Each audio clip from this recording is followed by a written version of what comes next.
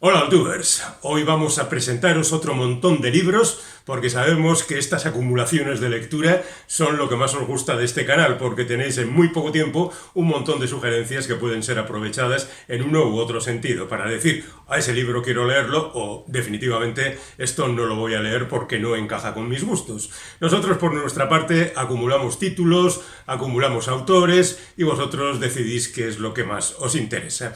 Vamos a cambiar un poco el método hoy, vamos a empezar con los libros que ya he leído, luego seguiremos con los libros que estoy leyendo y luego ya vendrá el desparrame con el resto de títulos que no he leído, que ni he intentado leer de momento, pero que sí conozco a través de los autores y puede dar una idea más o menos indicativa de por dónde van las cosas. Bueno, pues vamos con los libros que he leído. Vamos a empezar con un libro que no debería empezar por él, ya lo digo desde el principio, porque es un libro de relatos. Y los relatos generalmente no son bien admitidos en esta sociedad lectora. Por no sé qué extraña razón, debo reconocerlo, pero el cuento corto, la novela corta, el cuento largo, como no tenga 300 páginas un libro, que sea una novela, que sea una narración entera ocupando todo el volumen, las cosas no funcionan. Pero no quiero dejar pasar la oportunidad de hablar de Jorge Volpi, que es un autor mexicano que lleva ya un montón de años, a finales del siglo pasado, ganó el premio Biblioteca Breve con En busca de Klingon. Ha hecho de su trayectoria literaria una catedral casi de cómo escribir bien y cómo abordar asuntos interesantes. Se ha relacionado mucho con la ciencia, ha mezclado la ciencia con la literatura, ha creado historias que pueden ser plausibles, quizá inventadas, y desde luego ha contado historias que son realidad, y a mí particularmente es un autor que me gusta mucho. Este volumen se titula Enrabietados, podía ser también su título, pero bueno, en cualquier caso, Enrabiados, y cuenta 6 historias que tienen que ver con la mala leche que se desprende del mundo de hoy, de cómo vivimos en una sociedad que nos lleva justamente a estar mal, a estar enfrentados con la sociedad, a estar enfrentados con el mundo, con nuestros semejantes e incluso con nosotros mismos. Bueno, pues aquí hay cuentos que abordan prácticamente casi toda la temática habitual en Jorge Volpi, porque por una parte están los escritos digamos convencionalmente, y hay otros que justamente son todo lo contrario, que están escritos de manera muy diferente. Por ejemplo, hay una larga conversación en un chat donde intervienen diferentes personajes y todo funciona a una velocidad de vértigo. Hay un cuento que no tiene puntos. Eso que a veces nos viene también para descansar la lectura y enfrentarnos a lo que viene a continuación. Bueno, pues en este caso no, te tienes que arreglar tú solito. Hay que reconocer que es una lectura más intensa, más exigente con el lector y desde luego muy satisfactoria. Y en cuanto a la temática de lo que se cuenta, pues se habla de cuestiones científicas, teoremas sin solución, abordar destinos que no sabemos muy bien por dónde van. La verdad es que yo me lo he pasado estupendamente con Enrabiados y por eso lo recomiendo. Tenemos luego a Fernando Vallejo, que es colombiano y que lleva ya una temporada haciendo unos libros muy curiosos. Son casi proclamas por parte de un individuo que ha llegado ya a los 80 años y que tampoco está de acuerdo con el mundo que le rodea. No le gusta Colombia, no le gusta la religión, no le gusta el Papa, por supuesto, no le gustan los que mandan, aborrece a Trump y yo creo que, salvo a su perra, odia prácticamente a todo el mundo. Bueno, pues este hombre que triunfó con la Virgen de los Sicarios hace ya un montón de tiempo, lleva ya unos cuantos volúmenes contando las historias que contaría un señor mayor en el porche de su casa, enfadado con todo el mundo y saltando de un tema a otro sin aparente hilazón. Pero bueno, él en su conversación, en su monólogo, va enlazando una cosa con la otra y se repite y se vuelve a repetir y él mismo reconoce que se repite, diciendo que todo el mundo comenta que yo siempre escribo la misma novela. Pues sí, hay que reconocerlo, Fernando. Eres un poco como Bukowski. Bukowski escribía siempre la misma novela, allí atrincherado en su bar. Bueno, pues este hombre atrincherado en su casa, con su perra, a la que quiere más que a nada en el mundo, y el resto de la humanidad que está en contra suya. ¿Que tiene valor literario? Pues no demasiado. ¿Que tiene valor social? Pues seguro que tampoco, pero tiene ese cariño que sentimos por las obras de Vallejo que nos hace ir leyendo una página tras otra, dejarlo hoy, cogerlo mañana, seguir leyendo, ver qué es lo que pasa con los porquis son los que mandan, y incluso hay una conjura, como indica el título, que nunca se explicita demasiado. Bueno, es una literatura hecha a fragmentos, hecha de aquella manera y que nosotros aceptamos porque nos cae bien el señor Vallejo. Vamos ahora con otro señor al que hay que respetar mucho y que se llama Julian Barnes, y que ahora con la muerte de Martin Amis pues nos trae de nuevo el recuerdo de toda esa generación que junto con Martin Amis y con Julian Barnes apareció en el mundo de la literatura inglesa, gente como Graham Sweet, Ian McEwan, Kazuo Ishiguro, una generación irrepetible de tanto talento que verdaderamente nos cayó encima y supimos afortunadamente disfrutarla en su momento.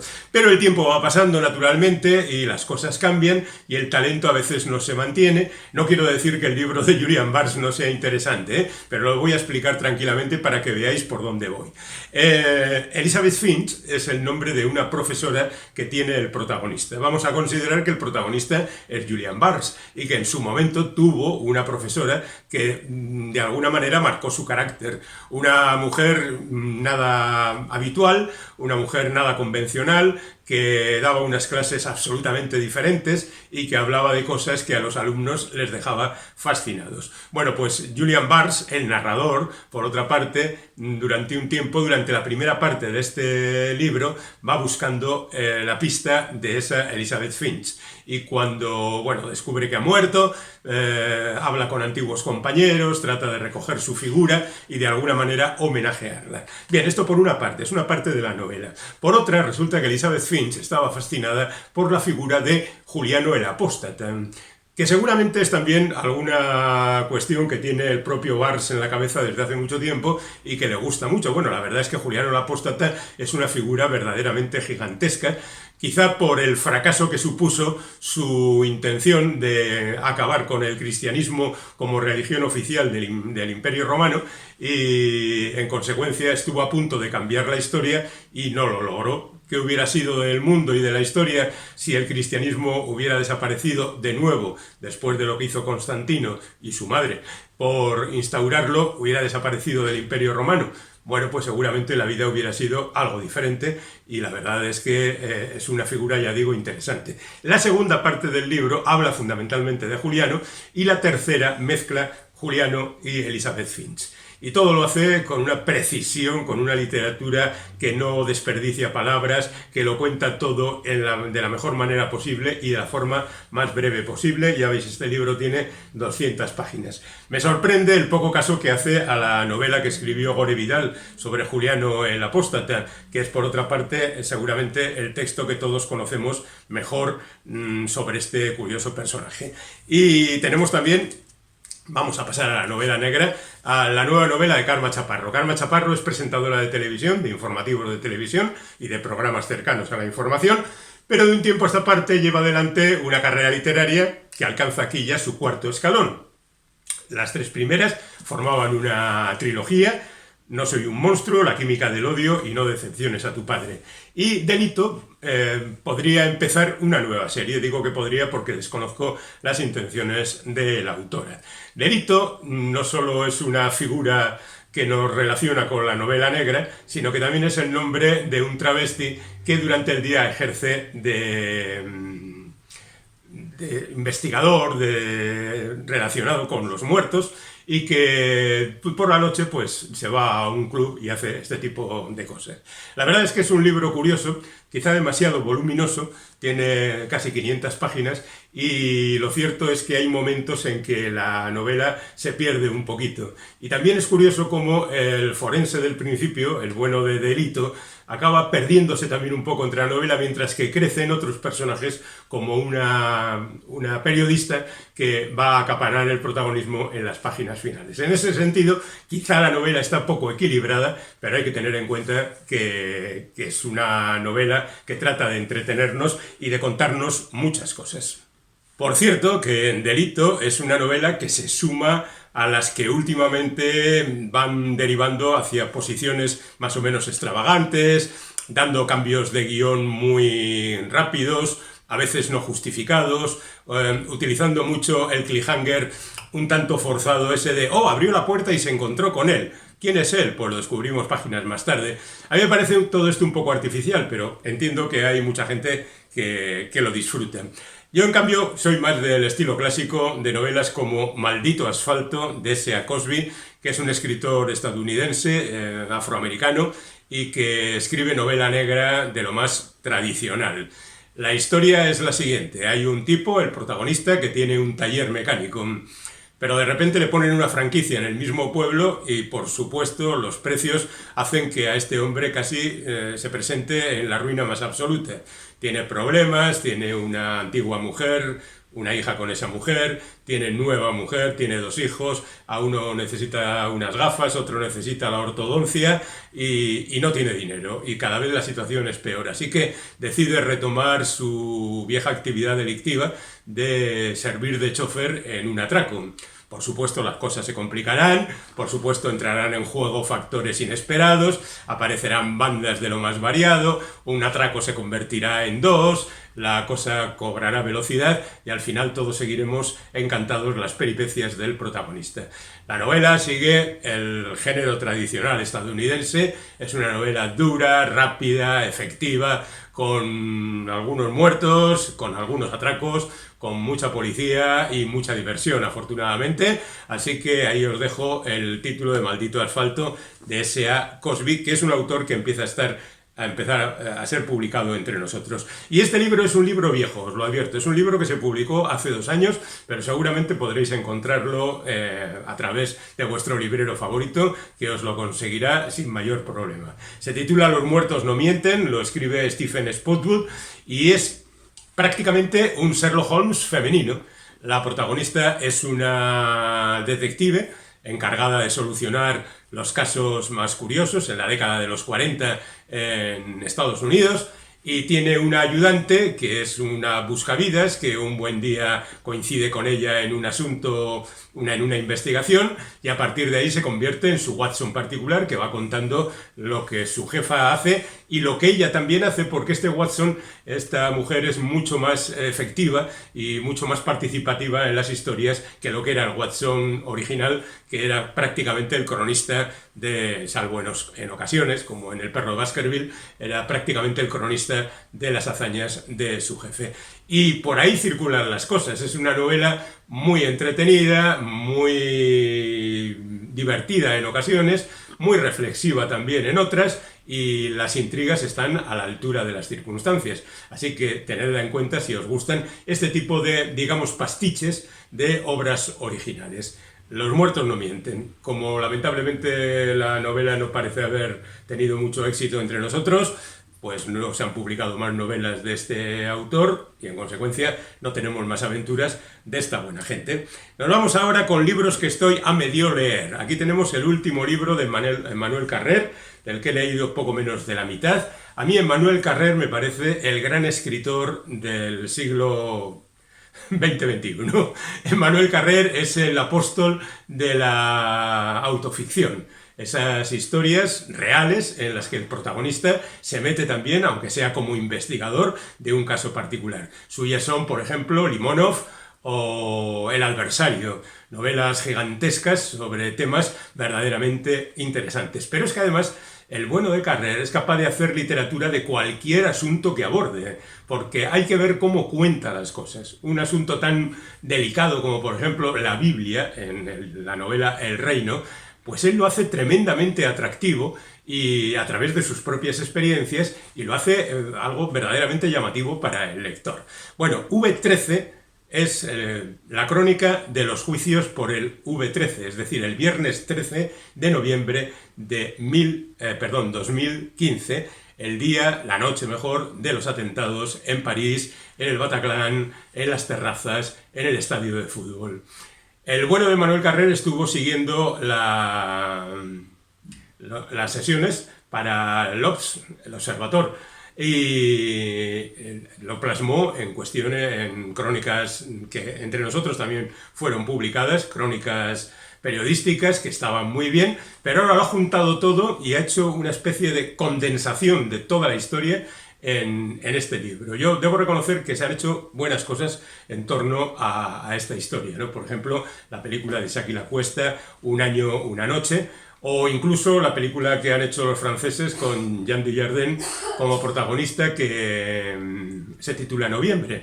Pero nunca he visto estos hechos desde un punto de vista como el de Manuel Carrer, que ya digo, convierte todo en literatura y nos emociona línea tras línea. Yo entiendo que he leído la parte quizá más emocional, que es la de los testigos de la masacre, y evidentemente eso lleva a un altísimo nivel la congoja que uno siente ante estas cosas. Pero bueno, ahora estoy por la parte de los acusados y también, la verdad, la cosa está muy bien. Así que tened en cuenta este V13, Crónica Judicial de Manuel Carrer. Si conocéis a Carrer, pues ahí lo tenéis, que ya sabéis de qué se trata, pero si no lo conocéis, empezad a leerlo desde ya, porque es necesario. Tengo otro francés, Bernard Minier, que es un señor que conoce bastante bien España, que habla un castellano estupendo y que ha escrito, entre otras cosas, una tetralogía que empezaba con Bajo el hielo y terminaba con Noche, algunas otras novelas, y ahora publica Lucía, que es una novela, digamos, española de este escritor francés, porque transcurre todo en terreno peninsular, fundamentalmente en Madrid, también en el Pirineo, Segovia, en Salamanca, mucho en Salamanca, y que cuenta la historia de un asesino en serie. Yo sé que los asesinos en serie están ya así muy utilizados y empiezan a cansar un poco, pero debo reconocer también que el señor Minier es un maestro a la hora de manejar bien los elementos, y en este caso además va mezclando todos esos elementos de la novela policial que nos gustan tanto. Por un lado, el asesino en serie. Por otro lado, los asesinatos rituales o con relación con algo con la cultura. Por otra parte, un investigador amateur, además de Lucía, que es la teniente de la Guardia Civil que se ocupa del caso, un investigador, un profesor que ha creado un método para perseguir a los asesinos. Y por otro montón de sugerencias y de casos que se van mezclando en la historia. Y lo hace muy bien, y lo hace a gran velocidad, y siempre con emoción, y siempre dándole un plus a la acción para tenernos permanentemente enganchados. Lucía se titula, y de verdad, si no habéis leído a Bernard Minier, os digo, como en el caso de Carrer, que ya deberíais estar haciéndolo porque merece y mucho la pena. Vamos ahora con Juan Vilá, del que he leído aproximadamente 100 páginas, y que nos presenta tan difícil como raro. Y me hace preguntarme dónde estaba yo cuando este hombre ha publicado sus libros anteriores, porque la verdad es que este es un libro verdaderamente fabuloso. Es autobiográfico, él nació en el 72, estudió en los años 90, estudió filosofía y después se sintió un poco traicionado por esa filosofía que la verdad sirve poco para la vida. Y cuenta la historia de su grupo de amigos y cómo poco a poco fueron separándose y cómo alguno murió y cómo alguno... Bueno, lo que suele pasar en estos casos, porque este tipo de narraciones suelen ser muy comunes y la verdad es que conocemos bastante los entramados que sustentan estas novelas. Pero en el caso de Juan Vilá, tan difícil como raro, nos cuenta la historia a través de muchas perspectivas y a través de diferentes momentos a lo largo de la historia, lo cual obliga al lector a tener un plus de atención y a ir encajando las piezas de manera perfecta. Yo debo reconocer que me ha gustado más la parte de la filosofía, porque la verdad es que hay momentos en que Juan Vilá tiene mucha gracia a la hora de juzgar este tipo de cosas, y que el otro me ha parecido más convencional, pero que en líneas generales me parece una gran novela y que me hace pensar que voy a tener que leer como mínimo 1980, que es una novela anterior y que también es autobiográfica y que seguramente habrá algunas claves relacionadas con esta. Pero esta novela es la primera suya que estoy leyendo es perfectamente autónoma y funciona como una narración que puedes leer sin mayor injerencia con otras historias. Bueno, queda un último libro en este apartado de libros a medio leer. He leído también cerca de 100 páginas de Ganas de vivir de Joaquín Berges. Joaquín Berges es un escritor aragonés que empezó escribiendo cuestiones muy serias y poco a poco fue derivando hacia el humor. Yo creo que siempre lo ha tenido, pero no de forma tan evidente como en sus últimos libros. Ganas de vivir es la historia de diferentes personajes que entrecruzan sus caminos por la vía de la familia, gente que se casa, gente que tiene hijos, gente cuyos hijos después tienen otras historias. Por ejemplo, el protagonista aparente es un señor cuyo padre y cuyo abuelo trabajan en una funeraria. De hecho, la funeraria la montó su abuelo. Y se nos cuenta, por supuesto, la historia del abuelo, del padre, del hijo, de la novia del hijo, de la madre de la novia del hijo, en definitiva, todo un recorrido por las familias, e incluso hay también algunas aportaciones de personajes que en principio no sabemos muy bien por dónde van a salir, pero que están ahí un poco como reserva para ser utilizados por el autor cuando lo crea necesario. La verdad es que sus libros son un auténtico encanto, que tienen además también ese plus de que van atrás y adelante en el tiempo, van cambiando de personaje. Joaquín tiene una especie de medida de página y media aproximadamente para cada una de las cápsulas narrativas que utiliza, y luego salta a otra y nos cuenta otra historia, pero todo acaba formando un todo perfectamente armonioso. Bien, vamos ahora con libros que no he leído y a los que conozco un poquito por parte de los autores. Tenemos aquí el libro de los días de Patti Smith. En realidad este no es un libro narrativo, sino que es un libro de fotografías. Libro de fotografías que ha hecho la misma autora y donde aparecen gente de lo más variada y donde aparecen lugares que uno no conoce, pero que forman parte de la vida común de nuestra protagonista.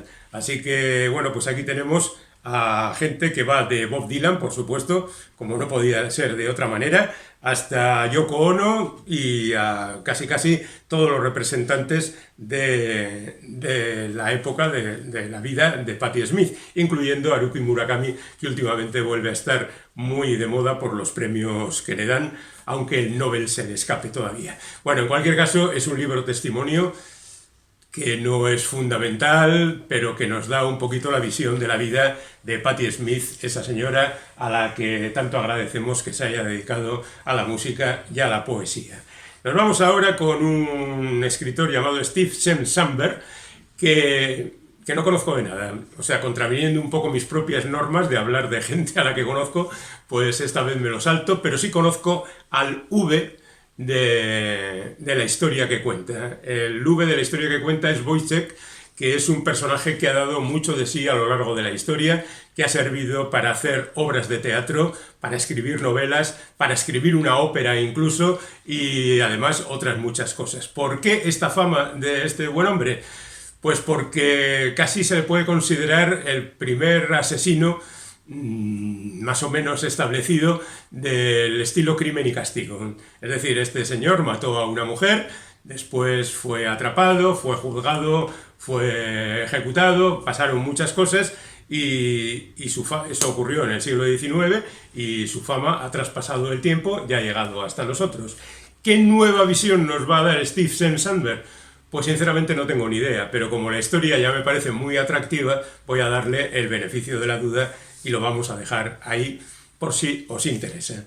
Dolores Reyes es alguien para mí nuevo, a pesar de que tiene anteriormente, además de diversas colaboraciones periodísticas, una novela titulada Come Tierra, donde se presentaba a un personaje que también es el protagonista de esta novela, Miseria. Miseria es una novela negra en ambos sentidos, novela negra de crímenes, novela negra en cuanto a plasmación de una realidad social verdaderamente angustiosa, terrible y poco recomendable de vivir, aunque muy recomendable de leer. Bueno, esta es una novela que no tiene nada que ver con la anterior, salvo que comparte el protagonista, y en ese sentido yo creo que puede ser interesante para aquellos que hayan leído la novela anterior y para los que como yo no han leído aquella novela anterior, pero ahora mismo se están planteando leer esta, así que tengámoslo en cuenta. Nos vamos ahora con un autor que tampoco conozco, vaya, hoy tengo el día de no cumplir con los pronósticos, y que se llama Moody, o Gabriel Cat, que es el nombre original de este hombre. Lo cierto es que esta es otra novela negra que cuenta una historia tremenda ocurre en los años 50 con un chaval que es un huérfano que crece en manos de los servicios de asistencia social, conoce a la hija de una prostituta, ambos inician una especie de huida hacia lo desconocido, lo que tantas veces hemos visto en literatura y en cine, los adolescentes que de repente no pueden más con su entorno social y tienen que salir corriendo porque ellos han nacido para correr, como todo el mundo sabe. Es una novela razonablemente breve, de poco más de 200 páginas, 240, y yo creo que tiene muchos elementos para poder disfrutar de ella. Tengo ahora sí a alguien a quien conozco muy bien, que se llama Julio Llamazares, y que acaba de publicar Vagalume. Llamazares es un tipo que nos deslumbró hace 40 años con Luna de Lobos, y después ha ido escribiendo muchas novelas y también otros muchos libros de viajes, por ejemplo, o esos 2 monumentos a las catedrales que publicó en su momento, y que, bueno, pues resultan fascinantes también en sus recorridos, y la verdad es que parece que se había encontrado en una especie de bache por culpa de la pandemia. Escribió un libro sobre ella que no era demasiado recomendable, pero que ahora vuelve de nuevo a la actividad y parece que lo hace fantásticamente. Vagalume se titula la novela y cuenta la historia de un escritor que recibe la noticia de que ha muerto, digamos, su maestro literario, su maestro en el periodismo, y en consecuencia esto le lleva, por un lado, a asistir a las exequias y por otro, a recordar cómo era la vida con este hombre. Bueno, pues seguramente habrá un ejercicio de recuerdo a tiempos pasados muy interesante, y quién sabe si también a un análisis de la situación actual también interesante. Nos vamos ahora con alguien que quizá conozcáis. Jessie Barton se llama, y acaba de publicar La Casa de la Fortuna. La verdad es que también es autora de una novela, La Casa de las Miniaturas, que hace 5 años fue muy famosa, así que seguramente tendréis alguna referencia de ella. En medio ha escrito otros libros, pero también es cierto que no ha conseguido el éxito que con La Casa de las Miniaturas. ¿Y qué es lo que se cuenta en La Casa de la Fortuna? Pues un melodrama como los antiguos, de manera que, bueno, pues vivimos otra vez pasiones desmesuradas a través de Thea Brand, que es una joven de 18 años, que es novia de un pintor. Ella se siente muy interesada en el mundo de la cultura, pero la vida es complicada. Los padres de la chica atraviesan por una situación muy difícil, ella tiene que tomar unas decisiones muy complicadas. En definitiva, un viejo melodrama decimonónico que siempre está bien recordar.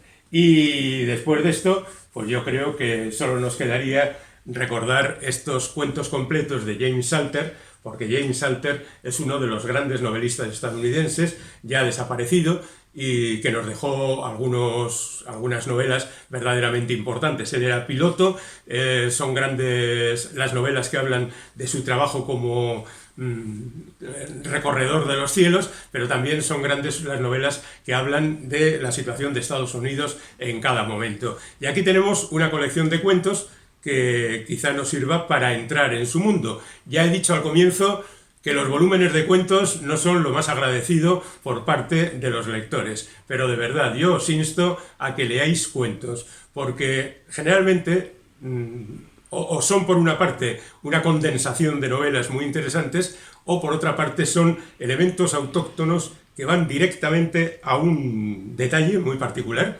y lo fijan de tal manera que nos impresiona a veces más que las novelas. James Salter, cuentos completos. Vamos pues con nuestra última tanda de libros de hoy, empezando por un libro imprescindible que se titula Fantasía alemana, de Philippe Claudel.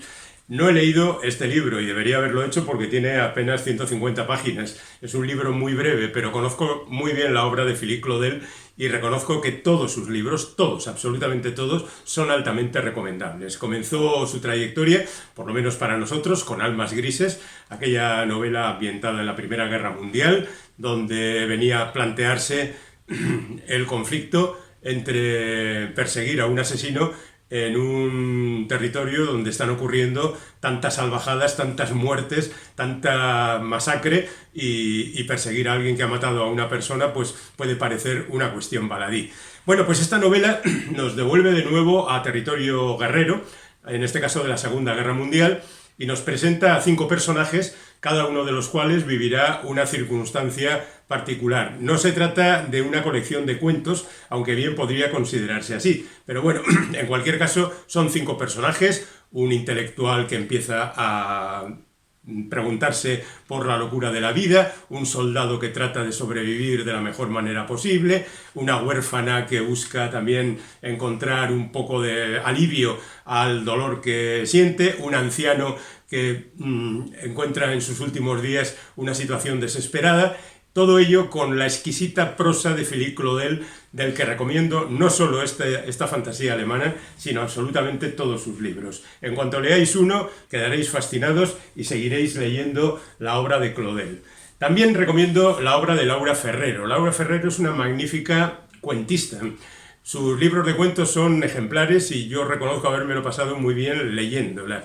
Quizá no es tan buena en la distancia larga, en la novela, y esto que voy a recomendar ahora es una novela, se titula Los astronautas, y es una novela familiar, o de reencuentro con la historia de la familia.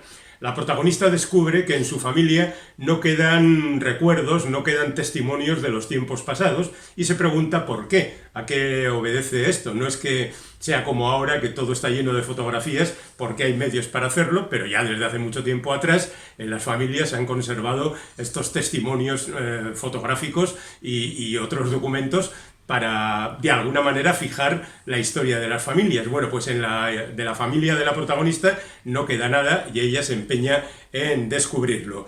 Ya digo que me gustan más los cuentos que las novelas de Laura Ferrero, pero también alguna novela suya que he leído está muy bien, así que es también una pieza prácticamente segura. Ya que estamos hablando de mezclas curiosas, fijaos, os voy a leer el comienzo del resumen. Un poeta sin talento, un ginecólogo con aires de artista, un padre opresivo, una pareja impotente, un muerto y sus mujeres. 11 narradores tiene esta novela que se titula Mi marido, que ha escrito Rumena Buzarovska, a la que no conozco absolutamente de nada, pero bueno, ella nació en Macedonia y nos cuenta la historia de las gentes de ese lugar.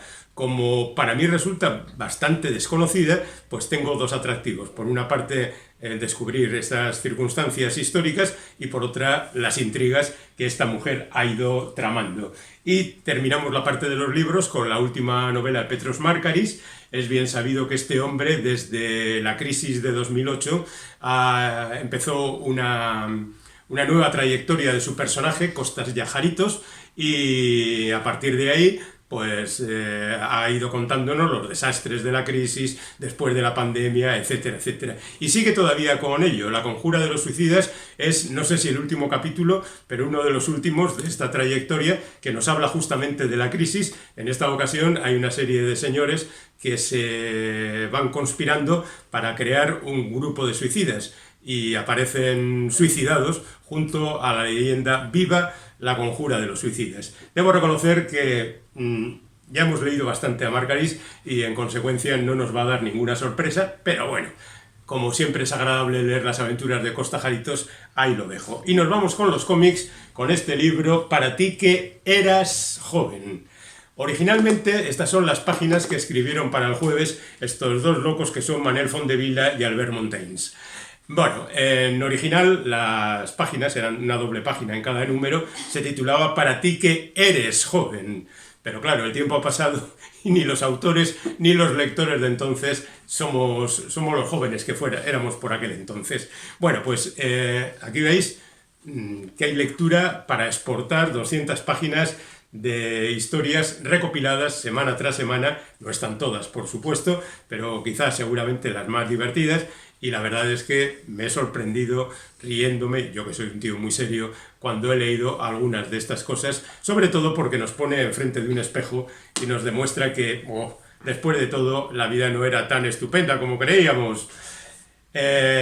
Hoy vamos a ir casi de recuperación de libros, porque esto es recuperación de unas páginas de una revista, ahora publicado en libro, y esta es la recuperación en álbum de algo que se publicó en su momento como cuadernillos mensuales, o sea, grapas de 20 páginas al estilo americano. Arrowsmith de Kurt Busiek y Carlos Pacheco. Es casi una edición de homenaje al desaparecido Carlos Pacheco, que falleció hace poco con 60 años y que la verdad ha dejado un hueco verdaderamente grande en la historia del cómic. Él ya había trabajado con Busiek en algunas cosas, como por ejemplo Por siempre Vengadores, y lo cierto es que lo hicieron con gran eficacia. A mí Busiek es un guionista que, vaya, me cae bien, porque creo que es alguien que aporta siempre nuevas historias y cosas interesantes. Y Pacheco es una maravilla como dibujante, algo verdaderamente excepcional, de una línea clara que no encaja demasiado con las historias de superhéroes, pero que, oye, funcionan fantásticamente con él. Y lo que cuenta aquí es una historia alternativa ocurrida en los tiempos de la Primera Guerra Mundial, pero una Primera Guerra Mundial que es muy diferente a la que nosotros hemos conocido, en la que en lugar de aviones de doble ala, pues nos encontramos con gente que viaja gracias a un metal extraño y que le hace volar y que lleva un dragón en el hombro y que echan fuego y que, bueno, pues la vida es diferente. De hecho, al final del volumen hay una especie de resumen de lo que ocurrió en la historia para llegar a la situación que se llega en estas páginas. La Atlántida se hundió, yo qué sé, cosas muy curiosas también que añaden interés a este álbum. Es verdad que existe una edición de los 6 cuadernillos, existe también una edición anterior en álbum, pero yo creo que esta es la edición definitiva de este Arrowsmith. Durante mucho tiempo estuvieron discutiendo si seguían haciendo estas aventuras. En estos momentos, bueno, evidentemente Carlos Pacheco ha desaparecido ya, pero no sé si dejaron algo y se va a publicar algo más en esta colección, porque aquí aparece un 1 en el lomo de este libro. Ya veremos qué pasa. Tan elegantes con sus bonitos uniformes. Tenemos otro libro, La araña del olvido, que es reedición, que se publicó en su momento en 2015 y que cuenta la historia de un estadounidense que en los años 50 se pasea por Granada, fundamentalmente, pero también por Madrid y por otros lugares de España, buscando la huella, el cadáver de Federico García Lorca. No es algo nuevo, no es algo que no sepamos, y no es algo que vaya a aclarar lo que ya conocemos todos. Pero en cualquier caso, me parece que es una revisión de la historia verdaderamente interesante, quizá un poco excesiva, se va y se viene a los mismos lugares repetidamente, se buscan testimonios, se buscan personajes que conocieran a García Lorca y sobre todo personajes que hubieran estado en el momento de su muerte. Y la verdad es que el resultado es, pues, aquello de ¿dónde estará?, ¿no? Y terminamos con Jeff Lemire, que es casi un clásico de nuestras recopilaciones, porque este hombre es un fenómeno, trabaja como nadie, acaba de empezar una nueva serie, sigue adelante con su Black Hammer e incluso dibuja para otros, acaba de publicar otro volumen guionizado por Scott Snyder, y mientras tanto pues él sigue guionizando cosas, en este caso con Andrea Sorrentino, que es un autor, un dibujante con el que ha trabajado mucho. ¿Y qué es lo que hace en esta ocasión? Pues empieza una nueva serie que se titula Mitos del Huerto de los Huesos y que son historias de terror que están contenidas cada una de ellas en un volumen, ya veis, no excesivamente grueso y que, bueno, pues tiene el inconfundible sello de Sorrentino, que la verdad es que para según qué cosas funciona muy bien, aunque desde el punto de vista narrativo es discutible, la verdad es que es de un dibujo muy impactante.